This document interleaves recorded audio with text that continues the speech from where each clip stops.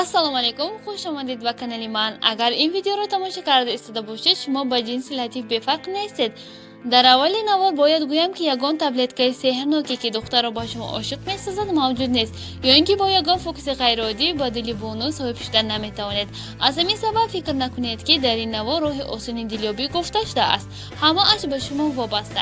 از اینترنت با زبان روسی با این سوال جواب نکوبید، چون که مصلحت‌هایی که روس‌زبان‌ها میدی هم با دین و ملت خلق ما درست نمی آید. من برایتان 10 مصلحتی که برای ملت ما توغری می آید تیار کردم.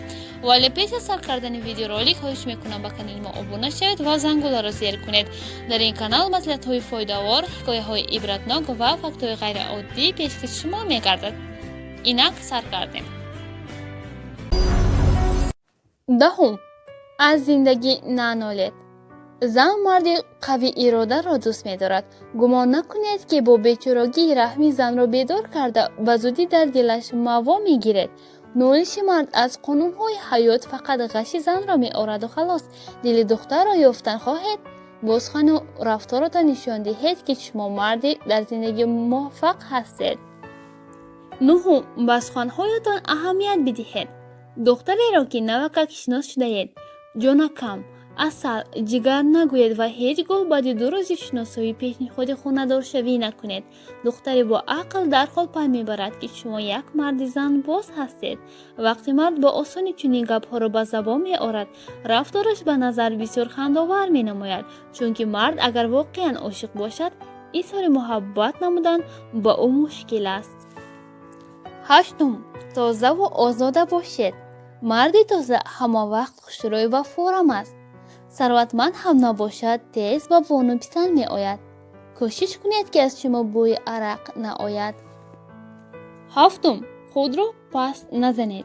با یگان دختر پسند نمی آید که در نزد او کسی را پس زنند.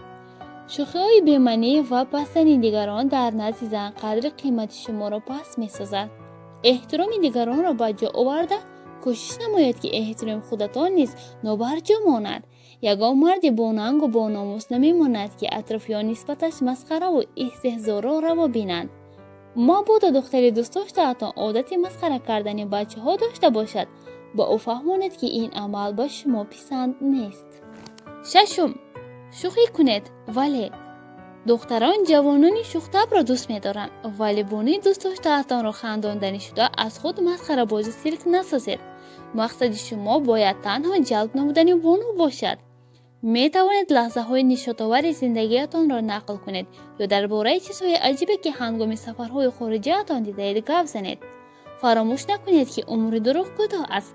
در چشم دختر خود را مرد جهان گشته نشان دادنی شده. درباره شهرهایی که در عمرتان ندیدید گپ‌های دروغ نزنید. دخترهای معاصر از دنیا باخبر هستند و دروغ شما را به زودی پای میبرند. پنجم، با دختر دست درازی نکنید. جوانان امروزه بعد چند ساعت شناسایی دختر را به آغوش گرفته دستش را داشتن میخواهند.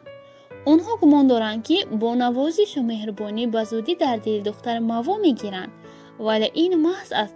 یگان دختر با عقل به جوانی که خود را اداره نمی کند باور کرده نمی تواند. خیرگی مرد در واقعهای اولین غضب جنسی لطیف را با وجود می آورد و دختر با زودی مناسبتش را از این جوان مرد می کند. چهارم، از خود شاهزاده نتراشید. برای هر روز محبوبتان را به طرف خانه بردن و برایش تحفه های قیمت خریدن امکانیت نداشته باشید. بهتر است در واقعه اولین از خود بای بچه نتراشید. طور پول صرف کنید که در واقعه های مین بدنی تمام مقدار مبلغ را یافته توانید. با کیسه خالی خود را سومدار نشان داده شما در آینده برای خود دردسر می‌خرید. وقتی که از جراحیتان قرض گرفته دختر دوست داشته‌تان را به طرف خانه زیبا و با شکوه میبرید و برایش گلدسته کلانترین میخرید، شما به شاهزاده آرزوی او تبدیل مییابید.